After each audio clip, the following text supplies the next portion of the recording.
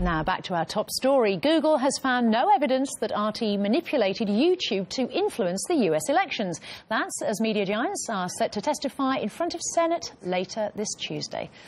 And to discuss this further, I'm now joined by David Coburn, an MEP for the UK Independence Party. David, good to talk to you again. Let's have a look at the nitty-gritty then. US officials still looking for evidence of collusion while Google says there was none. What could there be that we haven't heard about yet? Well, it seems like an enormous witch hunt. It's going back to the 1950s.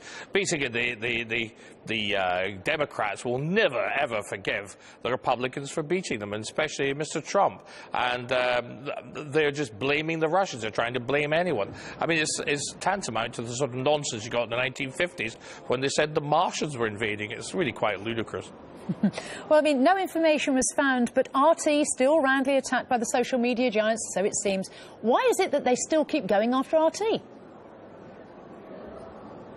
Well, I think it's simply because they're not very happy that there's an alternative voice. I want many voices. I don't want just one voice.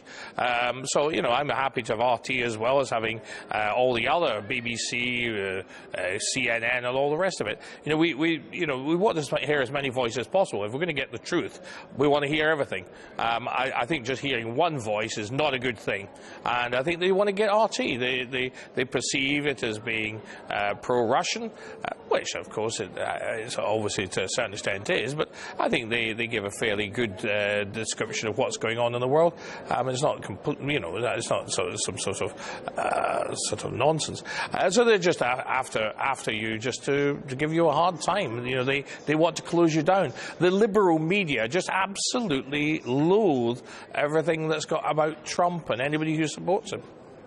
Well, let's also look at some of these facts and figures that have come out of this report then, David. And we've got less than 1% of all election-related tweets allegedly came from Russian accounts. That's what they're saying. These are their own figures.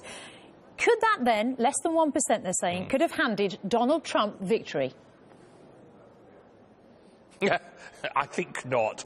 Essentially, the American people are sick to death of being told what to think and what to do by the liberal media and the liberal elites, and also by the Democratic Party. They made an absolute disaster running the country. They wanted something different. They wanted someone who listened to them. Who was that guy? Donald Trump. He was elected, he was popular, and he's still popular.